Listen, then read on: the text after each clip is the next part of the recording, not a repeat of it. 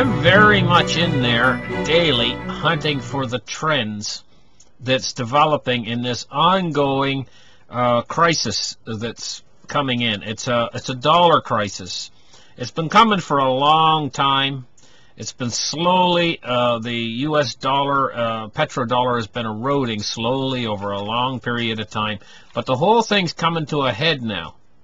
It's coming to a culmination. It's coming to a culmination point. And the trends that I'm trying to spot is which way everything is starting to twist and turn and congeal. It's almost like you don't know how something is. You can try to figure out how something's going to turn out ahead of time. But when it really starts to happen, then you can start to see the things, the twists and the turns. You can start to see how it's going to come about, how it's all going to unfold. And that's what I'm trying to stay on top of, and it's very important. It's important not just for me, but it's important for you guys out there too. And today I've been seeing something that's a trend that's been developing. One of the trends that's been developing is Bitcoin. And I'm going to talk about that in this article. Another trend is where the big money is having to go. Bonds is not going to stay in bonds forever. Bonds is a problem with them. I mean, who is going to stay in a bond for 30 years when it only yields 2-point-some-odd% over a 30-year period?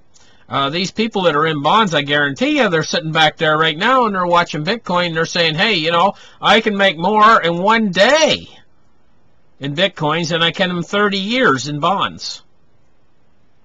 And, I mean, there was a giant question mark about the stability of Bitcoin. But that question mark is being peeled back slowly and slowly and slowly. So I am going to go into Bitcoin quite in detail in this next little while I'm talking. I'm going to point out that Bitcoin right now, okay, it's official. Long Bitcoin is the most crowded trade on Wall Street right now. So, I mean, this is just getting ridiculous, but there's something that I'm thinking that could be unthinkable that may happen. A trend I'm seeing developing that I'm going to talk about. Now, one other thing I'm going to talk about is silver. Silver and gold, but silver in particular. One of the things about the silver trade is silver is definitely going to go back in the next year or two or three. It's going to go back to more of a normal silver to gold ratio. Now, for a lot of people out there who don't understand what the gold to silver ratio is, gold and silver are mined out of the ground. I mean, I'm talking right now for you total noobs out there who do not understand any of this. Basically, silver and gold for dummies. Okay? That's the way I'm talking right now. Silver and gold actually have to be mined out of the ground. That's how they get them. They go to a place where naturally they occur in the soil. They dig through the soil. They filter the ground and the earth through machines and things they call sluices. And then they separate the earth from the gold and silver, and then they purify it through heat. This is how they get gold and silver. They're very rare in the Earth's surface. And as the years are going by, these metals are getting rarer and rarer because all of the good places to dig them out of the Earth's surface have been already dug. Simply put. Okay? For you people out there who do not know about this yet, I'm going to tell you right now. I'm explaining it. All of the places in the Earth, they've explored everywhere, looking for these metals. And wherever they have found high concentrations of these metals, they have set up mines. And the miners have already went in the ground and they've hauled all the best grade, what they call ore. Ore is the earth that has the most of these metals in it. And they've already separated the most out, and they've got it all out, and they've dug out the best already. Now what they're digging through is second best and even third best stuff, looking for these metals. And it's getting harder and harder for them to find these metals on the face of the earth. And there's no more really superb deposits anymore. They're finding still a few residual deposits, but they're nothing like the original deposits that they found years ago. And the same thing applies actually to oil.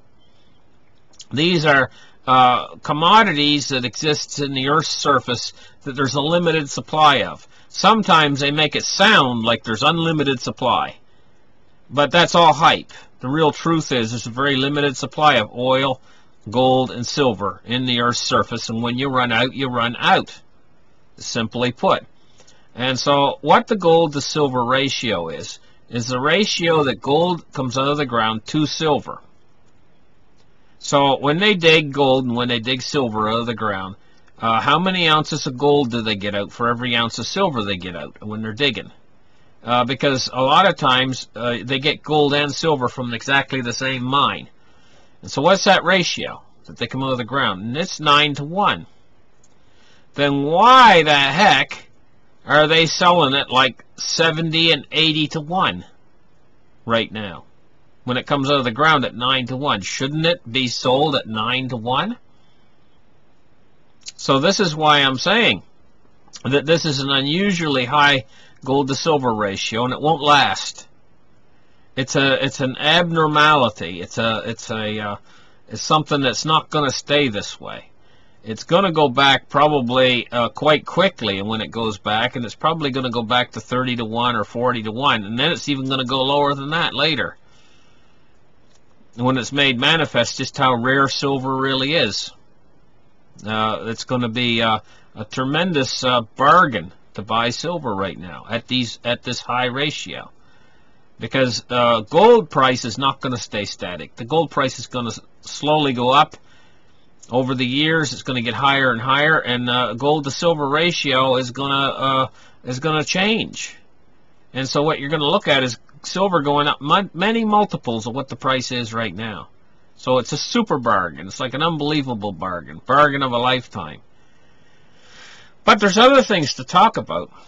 One of the things that I want to move on to right now is Trump and what he's doing with North Korea, and what the administration is doing with North Korea.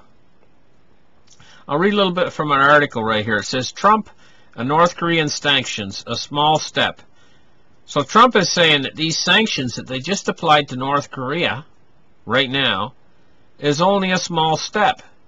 China's just barely going along with this anymore. China is getting to the point now where they're dragging their feet. They're almost practically saying, well, the game's over. We cannot apply any more pressure to North Korea. We won't go along with it. And Trump now is starting to threaten China. He's threatening them actually to have sanctions put on China. And so if you think that all of this is not going to have an effect on global trade and on the global economy, then you're sadly mistaken yourself. Okay, so I'll read a little bit from this article. It says, President Donald Trump said Tuesday, new United Nations sanctions are nothing. They're nothing compared to what ultimately will have to happen.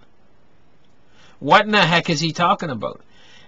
Trump is actually giving it away a little bit here. He's never... Trump he ends up spilling the beans about a lot of things, I think, oftentimes.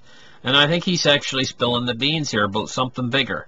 But he's not being really forthright. He's not coming right out and telling you exactly what it is. He's hinting at it. Now, we can use these hints and say, what in the heck is he talking about? And we can use deduction. Now, you know, oftentimes I like to use deduction to figure things out. So let's look at this again. Washington, the Associated Press. President Donald Trump said Tuesday in new UN sanctions, and these are very tough sanctions. Russia and China did not want to go along with these sanctions. They're upset about them, Russia and China both. They don't want to go any further against North Korea. So these new UN sanctions are nothing, Donald Trump says, compared to what ultimately will have to happen. Will have to happen. See, he's not saying what's likely to happen, or he's not saying what possibly will happen. He's saying compared to what ultimately will have to happen. That's what he's saying. So he knows things that we don't know, and we got to listen very carefully to his words. He says that these new UN sanctions are nothing. In other words, they're very, very tiny compared to what ultimately will have to happen. So now, using deduction, we can figure it has to be one of two things he's talking about. One would be war, when he says nothing compared to what ultimately will have to happen. He could be referring to war, and he could be referring to us pounding the hell out of North Korea and actually destroying their nuclear weapons. That's a possibility, right? So we will count that as possibility number one. Okay, that's what he's referring to here. Now, what would possibility number two be? Well, it could be talking about new sanctions, or new sanctions plus penalties against China. In other words, penalizing China. Whatever it is, we know by deduction there it's big, because he said that these new sanctions are not, this what he's talking about is nothing compared to what ultimately will have to happen. In other words, what's going to happen in according to Donald Trump's mind, and even though he's not telling us what ultimately will have to happen, we know that it's huge. It's huge because it's way bigger than these new sanctions, and these new sanctions are big, but he says that they're nothing compared to what ultimately will have to happen. So whatever in his mind, whatever it is that he knows about, that he's not telling us what it is, and he's being a bit coy by not telling us what it is, we can sit here and figure out through his statement, if we pick his statement apart piece by piece, we can figure out that whatever it is, it's big, and it's only can move in one of two directions. It has to be more sanctions, that has to be huger and bigger than anything that they've applied, because he's talking about these sanctions now as nothing. So these new sanctions, if it's sanctions, would have to be absolutely huge. Or war. Because I don't see there's any other alternative to if he's talking about a action against North Korea, what other alternative would there be other than war or sanctions? So he's either referring to war or sanctions by using the power of deduction, and that's nothing compared to what ultimately will have to happen. So picking it apart, it's one of the two. It's either, well, he's talking about either war, or he's talking about more vigorous sanctions in the future. Now, you can take your pick between these two. He's not saying which one it is. But now, let's think about the sanctions for a minute here. Now, we're still using deduction, remember. The sanctions that they've just applied are getting to the limit of how far you can go with sanctions. And he said here that they're nothing compared to what ultimately will have to happen. He's compared these sanctions as nothing compared to what ultimately will have to happen. So now, using the power of deduction, I'm starting to think, hey, you know, if these new sanctions in his mind are nothing compared to what ultimately will have to happen, could it actually be more sanctions? And what kind of sanctions would make these sanctions that they just put in seem like they're nothing? So I start to tend to sit here and think and analyze this and say to myself, he's probably not talking about sanctions, because sanctions couldn't get much worse than what they've just done. So it's through the process of elimination, I'm starting to think that he's probably talking about some sort of a strike or something. I just don't know. I'm just guessing at this point. I'm just guessing and using the process of deduction. I've thought over the last two shows, or 3 shows that I've done, that the United States would never dare.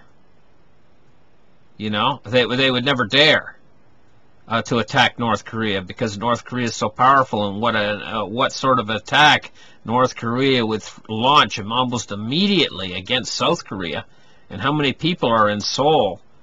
I would think to myself that they would never dare. But there's an old saying, never say never. So let's move on. Let's not talk about this anymore. So let's move on and read a little bit more, hear what it says. The United Nations Security Council, new restrictions could further bite into North Korea's meager economy after what Kim Jong-un's authoritarian government says was a hydrogen bomb test on September 3rd. The world body on Monday banned North Korea's textile exports, an important source of hard currency, and capped its imports of crude oil. The measures fell short of Washington's goals, potentially a crippling ban on oil imports. Well, here's the thing. He could be referring to this crippling ban on oil imports and freezing international assets of Kim and his government. Maybe this is the ultimately what will have to happen that he was talking about. Maybe he's thinking about a ban on oil imports and freezing the international assets of Kim. This is a possibility. We have to explore that. That might be what it is. What he said about what just happened is, he said, we think it's just another very small step, not a big deal, Trump said as he met with Malaysian Prime Minister at the White House. But those sanctions are nothing compared to what will ultimately have to happen, and he did not elaborate. So, moving on, we said we were going to talk about Bitcoin and the unthinkable. And I've watched Bitcoin from a long time ago, back when I first heard of Bitcoin. I think they were $5. I didn't buy any. Oh, I mean, you know, they were like $5 a piece. And it was my mother that told me. And she said, you know, there's this new currency out there, this new stuff, she said. And she said they call them Bitcoins, and they're some sort of a tradable coin that you can trade on the internet and stuff.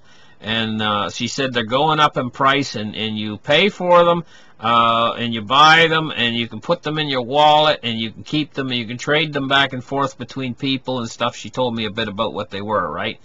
And I said to my mom, I said, that's a Ponzi scheme. Immediately, that's what went through my head. I said, that's a Ponzi scheme. I said, they're just a bunch of crooks. I said, you lose your money if you invest in those things. And so I put it out of my mind for like a year or two. I just basically forgot about it and just left it go, thinking it was a Ponzi scheme.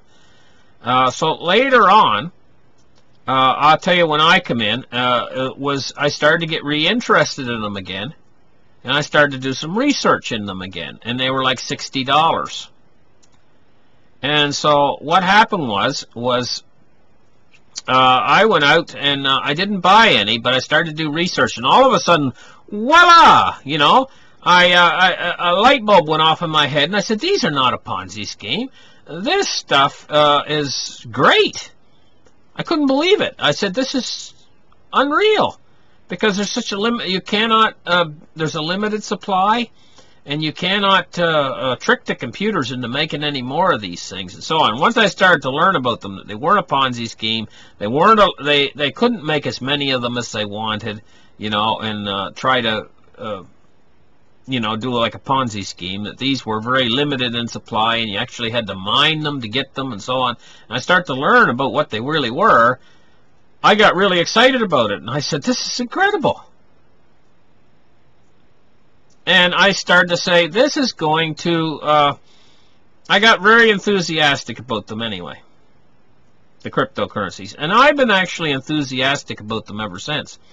But the thing is what I've noticed is that these cryptocurrencies do tend to get ahead of themselves from time to time, price-wise.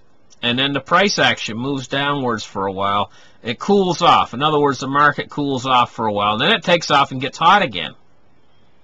I notice that they go through these fluctuations. It tends to get a little bit ahead of itself. But each time, the market base grows, the word about it grows, people understand it better every time. They're slowly being adopted, and they're slowly winning. But there's another thing about them. They are an economic black hole for the other currencies. All of the other fiat currencies. Now, if you know what I'm talking about, what fiat is these currencies by decree, these currencies that don't have any real intrinsic value behind them. Their only value is given them by the representative governments who say, hey, this is worth something.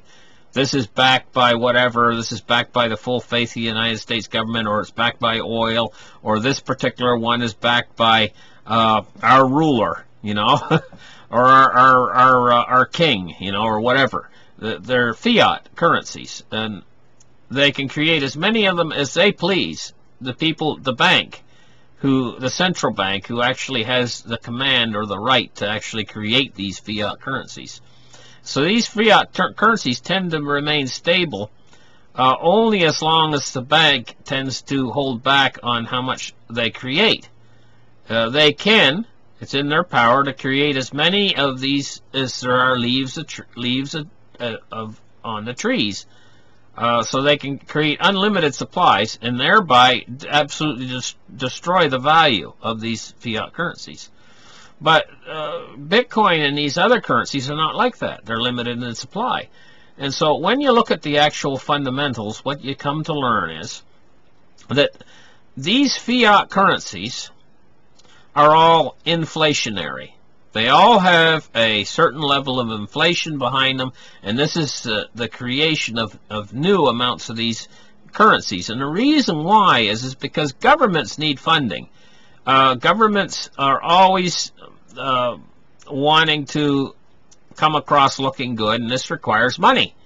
And so they're always dipping into the honey pot. And every time they dip into the honey pot, they have to create more money. And every time they create more money, it's just a vicious cycle. They create inflation.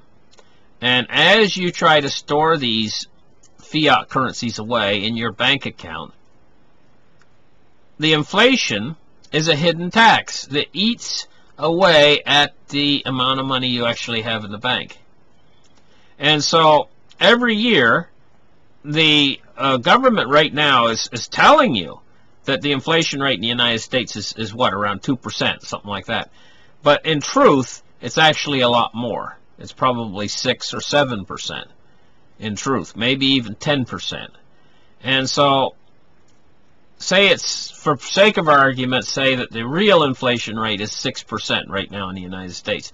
Now, okay, I realize that there are some items that hold their price, and some items have even fallen in price. Like take silver, for instance, or gold has actually went down in price. But everything else, when you go into the store to buy a steak, it's went up. It's going up like 20% per year. All of your groceries are going up. You know, the real things that you have to buy in your life that you really need are going up in price. Okay, so when you got your money in the bank, first off, you're not getting any interest. But if you decide to move it over into, say, a 30-year bond, you're going to get 2-point-something% interest in it, right? That's not even going to cover your first year while you're waiting for that bond to mature, that interest you're getting. So basically, this hidden tax is eating away the buying power of your fiat currencies. Now, these people out here are suddenly watching these cryptocurrencies, and they're saying, hey, you know, if I'd bought Bitcoin back when it was $100, and now they're worth $4,000, they're starting to wake up, and their eyes are starting to open up, and their eyes are starting to go back and forth, and they're starting to think to themselves, hey, you know, why am I keeping my money in the bank when I could have it invested in Bitcoin? They say to themselves, and get yield. Get a superb yield. Now, the more people that are thinking this, the more people are going long on Bitcoin. They're going long, they're going long, they're going long. And they're coming in droves. Now, this has made Bitcoin get a little bit ahead of itself price-wise. I'm not completely, absolutely sure that it will fall back. I'm hoping that it will fall back. But I'm not absolutely, completely sure that it'll fall back. Because there's so many people coming in. And as the price of Bitcoin goes up, and as it gets more and more stability behind it, it's only going to yield to more and more success and more people deciding, hey, you know, we want out of these fiat currencies because we're not making nothing on our U.S. treasuries. We're not making nothing.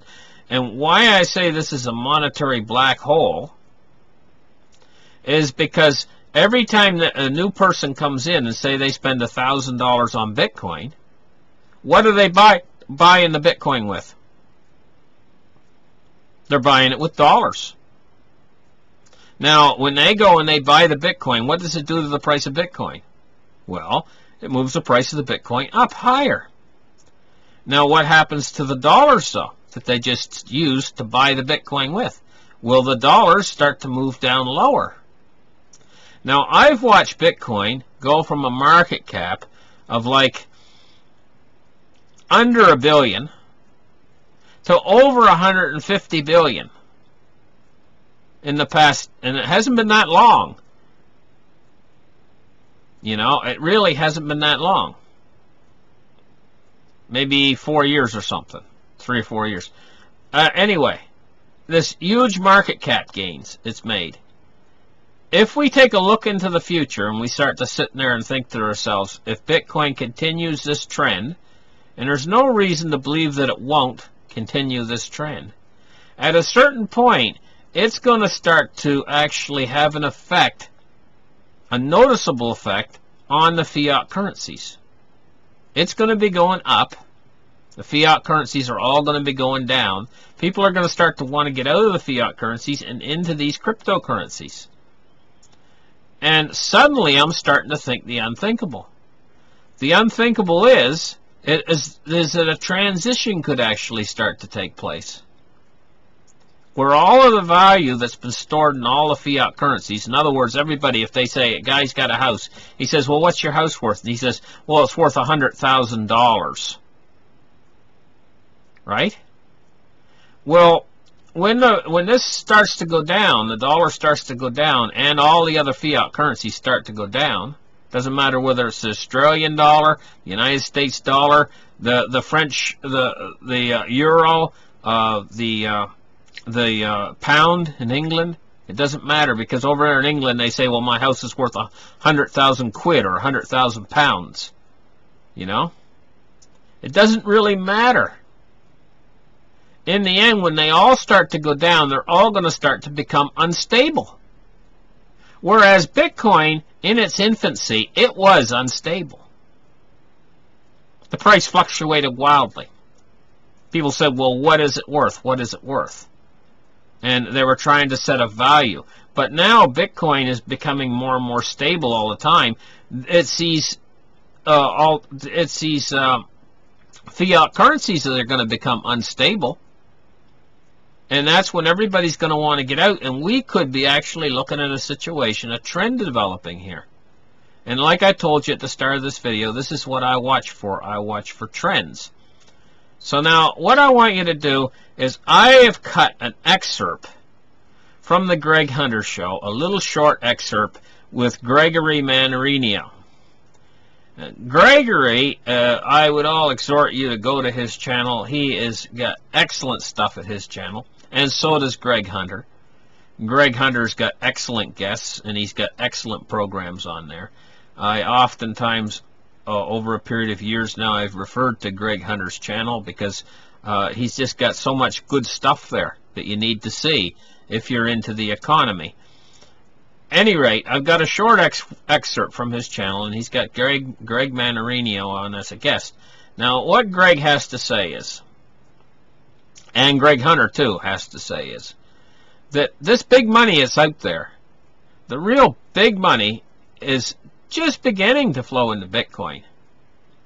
But the real big money doesn't have a lot of places that it can go right now. The stock market, maybe a little bit into the bond market, but they don't want to go into the bond market because it's such small yield. They're all looking for yield. They're all been jamming into the stock market, and it almost reminds me of a pump and dump. You know? This big money is looking for a home right now. It's got no place to go. And this is why it's starting to find Bitcoin.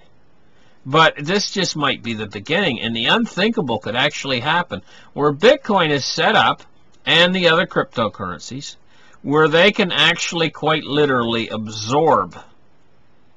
They're like a sponge. They're like a dry sponge that can absorb water, water being liquid.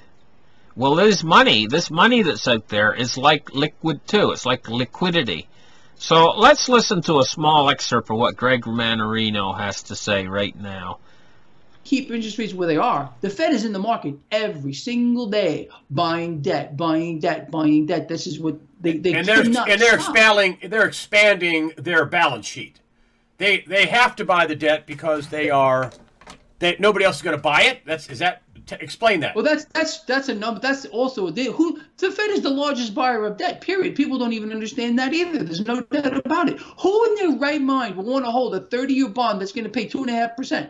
What are you smoking or shooting or snorting? I don't know. It must be something kind of funny, because I wouldn't want anything to do with it whatsoever. It's incredible that people think that this is something that's real, that the price is real. But hold on just a minute. Where's all this big money going to go?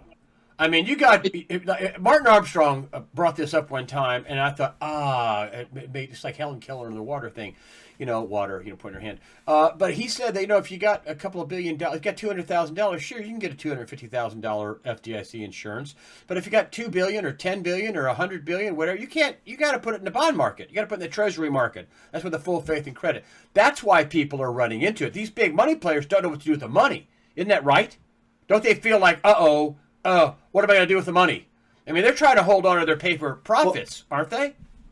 Well, the big money right now is going into the stock market, because that's why we have this bubble here in the stock market, which is inflated on the back of a dead bubble. There's nowhere else to go. This is the environment. You want to hold the dollar? Good. Hoard some dollars and watch your purchasing power and your wealth just get flushed down the toilet. You want to hold a unit of debt here in this environment where people like Alan Greenspan, not just Greg Manarino, is saying it's in a bubble here. The stock market's in a bubble too, but it is highly, highly, highly, highly liquid.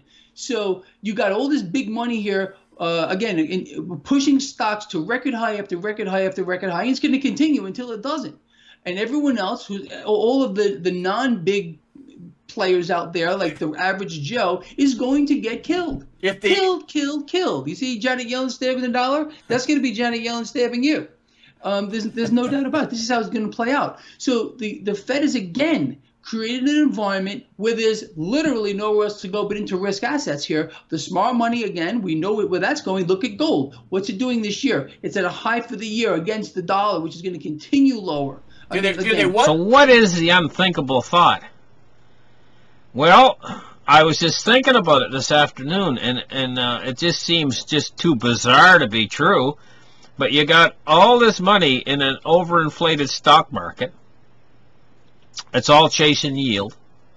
You got tremendous money in the bond market, and the bond market is just about ready to collapse. You've got nowhere to go for this money. It's like a bunch of rats that are running over to a ship over here, and this ship starts to sink, and so they jump off of this ship and they swim across the ocean to another ship over there, and it starts to sink, and then they don't know where to go. And they're going to jump out and start swimming again. And they will jump onto anything that's not sinking. Right? So the unthinkable thought is, what if, I'm just exploring this possibility because it's unthinkable, but I like to touch things. I like to, even if somebody says, don't touch that cake, the first thing I'm going to do is stick my finger into it and taste it. So I'm going to explore the unthinkable thought. What would happen if, like Gregory Manarino says here, stock market's in a bubble? If the stock bubble started to burst, and what actually burst it was money going into Bitcoin. If what actually bursts the dollar into cryptocurrencies was money going in, when I say Bitcoin, I mean cryptocurrencies in general. They can actually suck up, because they're like a sponge that can suck up liquidity. What if they sucked up all of the world's liquidity? Them and the precious metals. Well, the price of all of the gold, silver, and all of the cryptocurrencies would go, because then everything else would be valueless.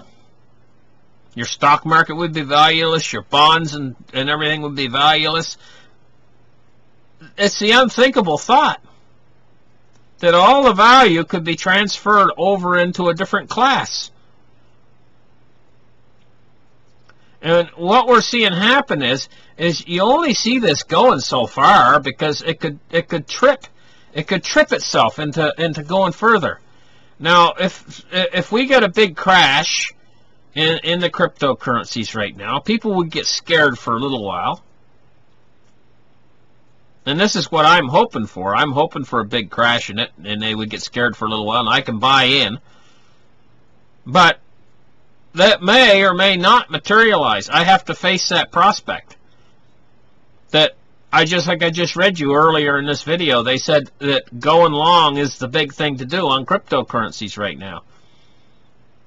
And it seems like they're kind of hanging diamonds with the Chinese right now threatening to close the 3 biggest exchanges in China. And still it doesn't seem to knock the price down on the stuff. And that's about half of the market disappearing.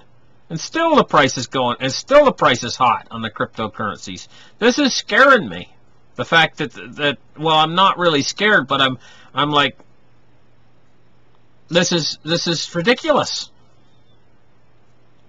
The power of the crypto. But if that power were to continue, people tend to start to move in the way that the herd moves. And word's going to go through the street more and more and more that cryptocurrency is where to put your money. And as it becomes where to put your money, everybody's going to want to put their money there.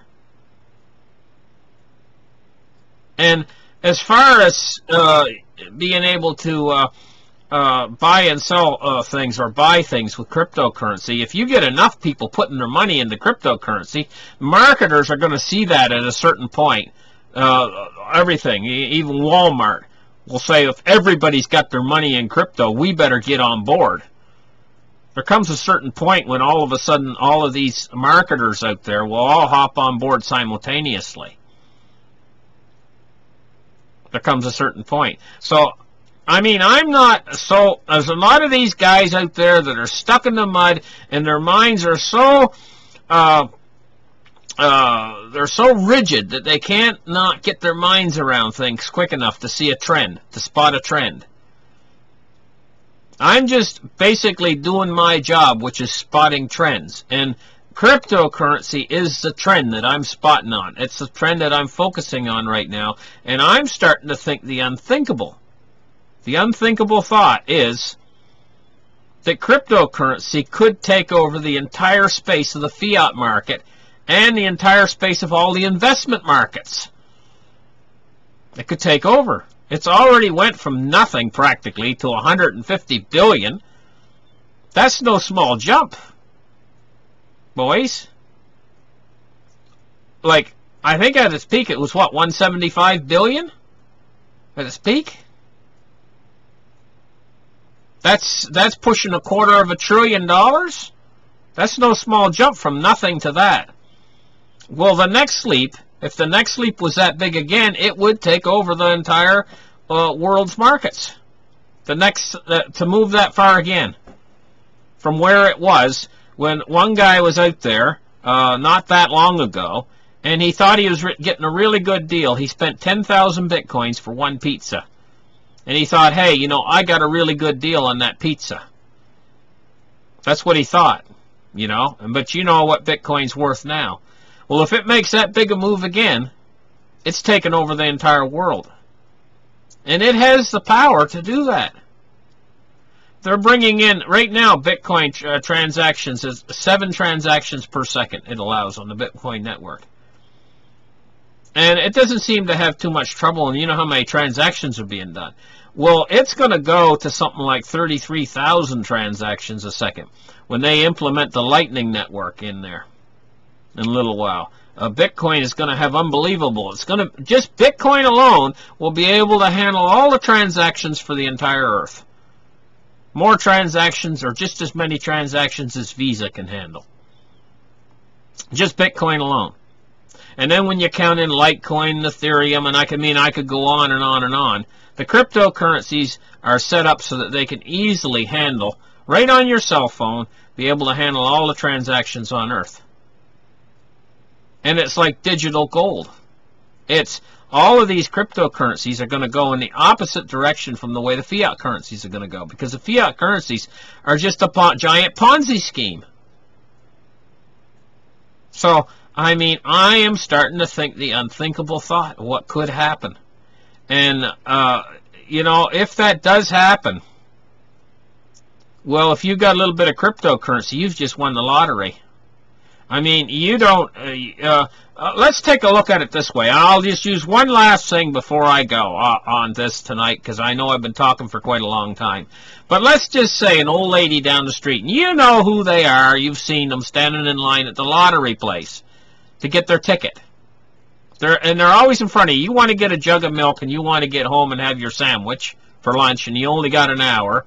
And she's standing in line in front of you picking out her scratching wins. And you're sitting back there going, oh, she's never going to win. And she's sitting there paying for her scratching wins. Every month she's in there paying for her scratch and win tickets and her big stack full of lottery tickets. And she probably spends like $50 to $100 a month trying to win the stupid lottery. Well, you know, if she had went back 4 years ago, and instead of buying all those stupid lottery tickets every month, if she had just been buying cryptocurrencies, she would have had a sure thing. But, I mean, this is not over at this point. If you're out there, and even if you're buying nominal amounts of these cryptocurrencies, as much as you'd normally spend on lottery tickets, and most of you know, most of you play it, I know most of you play it, right? Quit playing the stupid thing. You're never going to win it. Take that exact same amount of money that you spend on your lottery tickets and start putting it into cryptos. And you just might. There's probably an awful lot bigger chance. Let's put it this way: there's an awful lot bigger chance than you ever win the lottery of the cryptos doing the unthinkable. And at that point, you will have won the lottery if the cryptos do the unthinkable that I'm talking about. And I'm starting to think that they're going to, maybe. I mean, it's the unthinkable, but I'm starting to think the unthinkable thought that cryptocurrency could win the world. Once it hits a certain, like a certain point in its development, it hits like a critical mass. You know, if it can hit that critical mass in the world, and it looks like it's heading toward that point.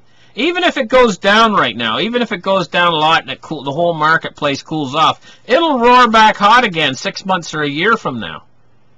And by then, these fiat currencies will even be in more trouble than they are now.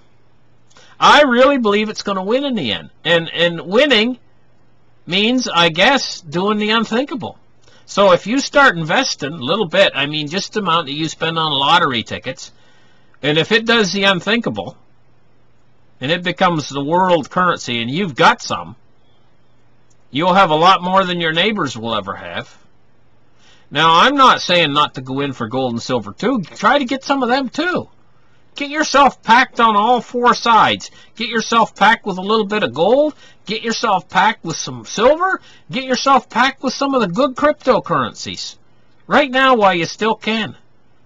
Use your lottery money. You ain't ever going to win that stupid lottery. Ain't gonna happen. They've got the odds against you so bad. You're way better off in Las Vegas. I believe in Las Vegas the odds they have to give you an 84% win chance. But with the lotto, they only have to give you 50%. So it's not near as good a odds. You got better odds in Las Vegas. Way better. Almost half again more in Las Vegas winning. So anyway, thank you guys for listening. Like and subscribe. And we'll catch you in the next article. Bye.